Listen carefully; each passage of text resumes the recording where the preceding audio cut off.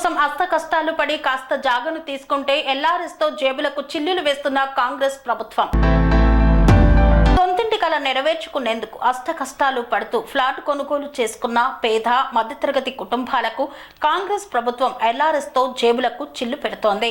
నాడు బీఆర్ఎస్ ప్రభుత్వం ఎల్ఆర్ఎస్ ప్రవేశపెడితే గగ్గోలు పెట్టిన నాటి పీసీసీ అధ్యక్షుడు రేవంత్ రెడ్డి నేడు అదే పాలసీని సీఎంగా అమలు చేస్తూ ప్రజలను దోచుకోవడం ఏమిటని గజ్వేల్ ప్రజ్ఞాపూర్ మున్సిపల్ బీజేపీ అధ్యక్షులు దేవులపల్లి మనోహర్ యాదవ్ ప్రశ్నించారు.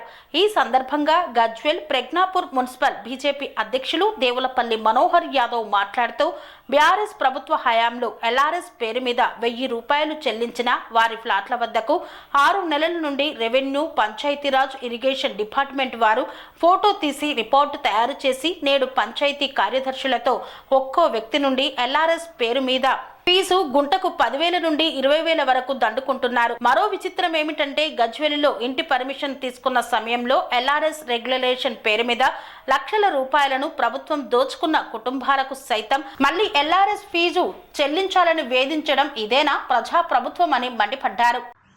ఈరోజు తెలంగాణ రాష్ట్రంలో అయితే కాంగ్రెస్ ప్రభుత్వం ఉందో ఈ కాంగ్రెస్ ప్రభుత్వం పెద్ద ఎత్తున ఎల్ఆర్ఎస్ పేరు మీద ఈరోజు ప్రజలను పీడిస్తూ ప్రజలను దోచుకోవడానికి కాంగ్రెస్ ప్రభుత్వం మరో రూపంలో ఈరోజు ప్రజల్లోకి వెళ్ళడం జరుగుతుంది.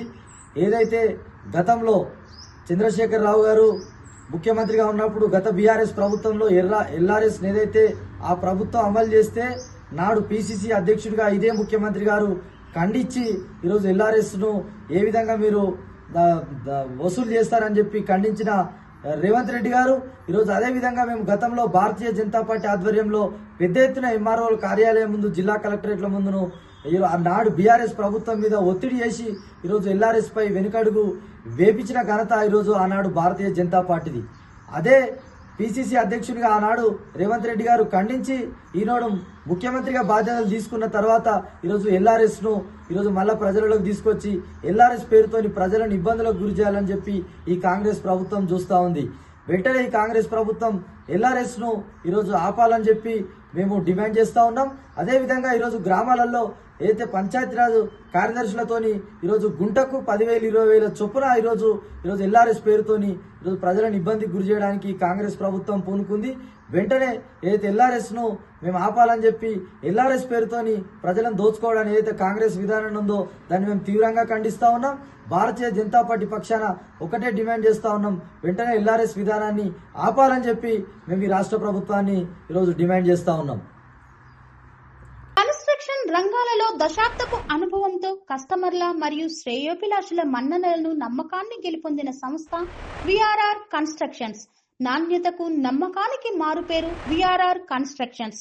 ఇండిపెండెంట్ హౌసెస్, అపార్ట్మెంట్స్, విల్లాస్ అన్ని రకాల హంగులతో అలరించే అద్భుతమైన వెంచర్స్ తో పాటు అందరికీ అందుబాటు ధరలో సొంత ఇంటి కలను సాకారం చేసే నమ్మకమైన సంస్థ VRR constructions. Please visit VRR Constructions, Varatex Plaza near Radhika Theatre, ECL X Road, Hyderabad. Call to 9100885551 91008855.